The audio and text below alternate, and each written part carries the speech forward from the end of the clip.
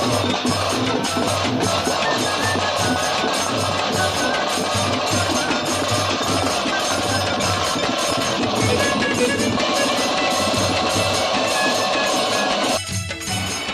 ಶ್ರೀ ಚೌಡೇಶ್ವರಿ ನಮಃ. ಇವತ್ತು ವಿಶೇಷವಾಗಿ ಚೌಡೇಶ್ವರಿ ದೇವಿಗೆ ಜಾತ್ರಾ ಮಹೋತ್ಸವದ ಅಂಗವಾಗಿ ಹೊಂಬ ಸ್ಥಾಪನೆ ನೆರವೇರಿಸ್ತಾ ಇದ್ದೀವಿ.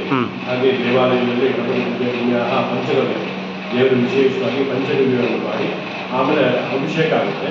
ಅಭಿಷೇಕ ಪಂಚಾಮೃತ ಅಭಿಷೇಕ, ವಿಶೇಷವಾಗಿ ದ್ರವ್ಯಾಭಿಷೇಕಗಳೆಲ್ಲ ಆಗಿ ವಿಶೇಷವಾಗಿ ಕಂಕಣ ಧಾರಣೆಗೆ ಹೋಮ, ದೇವರಿಗೆ ಮತ್ತೆ ಪ್ರಧಾನ ಅರ್ಚಕರಿಗೆ ಕಂಕಣ ಧಾರಣೆ ಆಗುತ್ತೆ. ಇವತ್ತಿನಿಂದ 12 ದಿವಸಗಳ ಕಾಲ ವಿಶೇಷವಾಗಿ ಅಮ್ಮನಿಗೆ ತ್ರಿಕಾಲ ಪೂಜೆ ಎಲ್ಲ ಇರುತ್ತೆ. ಅದಕ್ಕೋಸ್ಕರ ಕಂಕಣ ಧಾರಣೆಗೆ ಏನೇನು ಒಂದು ತಯಾರಿಗಳಾಗಬೇಕು ಅದೆಲ್ಲ ಆಗಿ ಉತ್ಸವ ಮುಗಿದು ಸಹ ದೇವಸ್ಥಾನಕ್ಕೆ ಬಂದು ಇಲ್ಲಿ ನೆಲೆಸಿರ್ತಕ್ಕಂಥದ್ದು. ಅದಕ್ಕಾಗಿ ವಿಶೇಷವಾಗಿ ಪುಣ್ಯಾಹ ಹೋಮಗಳೆಲ್ಲ ಆಗಿ ಅಮ್ಮನವರಿಗೆ ಅಭಿಷೇಕ ಆದ ನಂತರ ಕಂಕಣ ಧಾರಣೆ ಮತ್ತು ವಿಶೇಷವಾಗಿ ಪುಷ್ಪಾಲಂಕಾರ ಇರುತ್ತೆ. ಅದಾದ ನಂತರ ಮಹಾಮಂಗಳಾರತಿ ಪ್ರಸಾದ ಇರುತ್ತೆ. ಎಷ್ಟು ಗಂಟೆಗೆ ಸರ್ ಸ್ವಾಮಿ ಇದು ಕಂಕಣ ಧಾರಣೆ? ಕಂಕಣ ಧಾರಣೆ 1 ಗಂಟೆ ಆಗುತ್ತೆ. 1 ಗಂಟೆ ಆಗುತ್ತೆ.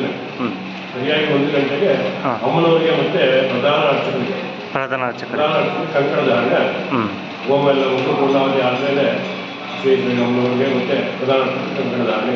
ಪ್ರಧಾನ ಅರ್ಚಕರು 12 ದಿವಸ ಇಲ್ಲೇ ಇದ್ದು ಯಾವ ರೀತಿ ಕಟ್ಟುನಿಟ್ಟಾಗಿರ್ತಾರೆ? ಎಲ್ಲ ರೀತಿಯಲ್ಲೂ ಕಟ್ಟುನಿಟ್ಟಾಗಿರ್ತಾರೆ.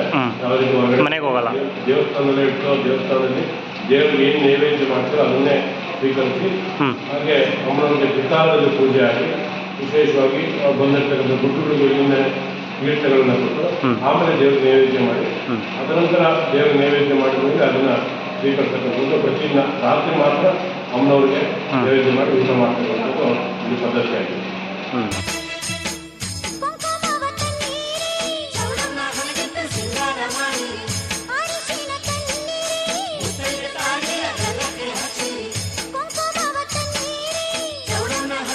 ಸಿಂಗಾರ ಮಾಡಿ